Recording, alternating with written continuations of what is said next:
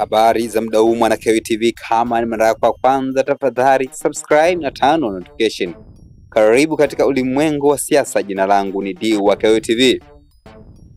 Baba Mwita huyu ni mwanaharakati kutoka katika Chama cha Demokrasia na Maendeleo, na mara nyingi sana huwa anajadili masuala muhimu yanayohusu masuala ya haki za binadamu. Na siku ya leo ameandika katika mtandao wa Twitter kuhusiana na kile ambacho kinaendelea katika kesi ya uhaini ya Tundu Antipas Lissu. Nataka nikusomee kile ambacho ameandika Baba Mwita katika mtandao wa Twitter. Na nukuu: Alichokifanya Lissu leo ni kufichua madhaifu ya mahakama au magereza, ofisi ya mshtaki ya kitaifa na DPP.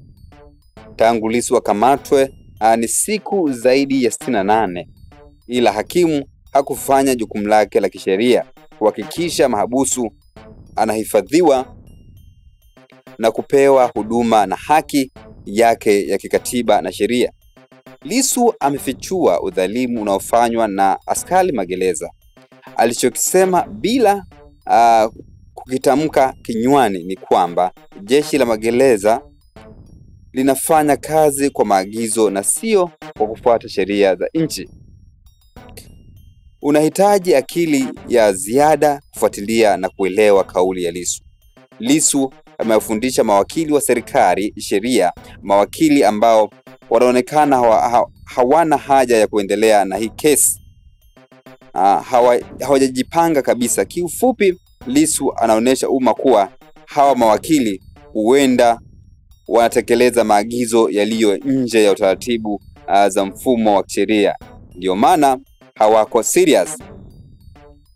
Kwa kiufupi, Lissu amefanikiwa kuanika ujinga na uovu wa hizi taasisi ndani ya dakika 5 za mwanzo tu.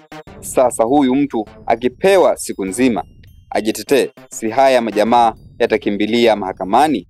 Ngoja atusubiri tarehe 1 mwezi Juni mwaka 2025. Mungu ni mkuu.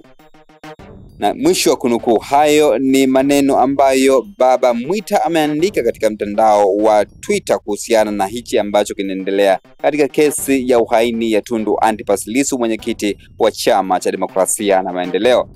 Watu wamekuwa na maoni tofauti katika eneo la kuandika maoni. Wa kwanza anaitwa Kiduku, anasema tarehe 1 mwezi wa 7 mwaka 2025 mawakili wa serikali wakiomba maji wasipewe. Lakini rais wa wanyonge anasema nimeona wakili akibabaika na kucheka. Lakini Mbishi anasema you are right, sasa watafute sehemu nyingine ya kumweka Lissu, maana yake ukonga akimenuka. Alafu mawakili wa serikali hawajui maana ya taarifa na order. Lissu anatoa taarifa mahakamani, wao wanaleta sheria, the right of mandamus. Lakini BH anasema we have failed judicial system. Lakini Kiriri anasema akili sana, watu wanadhani wanapambana na kesi tu, ila jamaa aliomba nafasi makusudi ili aoneshe udhalimu wao. John Hus anasema yani Lissu ametoa siri ambayo wengi tulikuwa hatuijui aise. Kwa kuwa atajitetea, kuna mengi ya siri tutajua ila kiukweli Lissu ni mchawi wa sheria, anajua sheria kweli, apewe maua yake ni hatari. Hayo ni baadhi ya maoni ambayo wameweza kutoa katika chapisho la Baba Mwita katika mtandao wa Twitter. Jina langu ndio KEWI TV. Tafadhali subscribe na turn on notification kama ni mara yako ya kwanza kabisa kutembelea katika channel yetu ya KEWI TV. Tafadhali shusha comment yako, nitakuja kupitia hapo nione una mtazamo gani kuhusiana na hichi ambacho ameandika Baba Mwita. Tukutane wakati ujao katika ulimwengu wa siasa.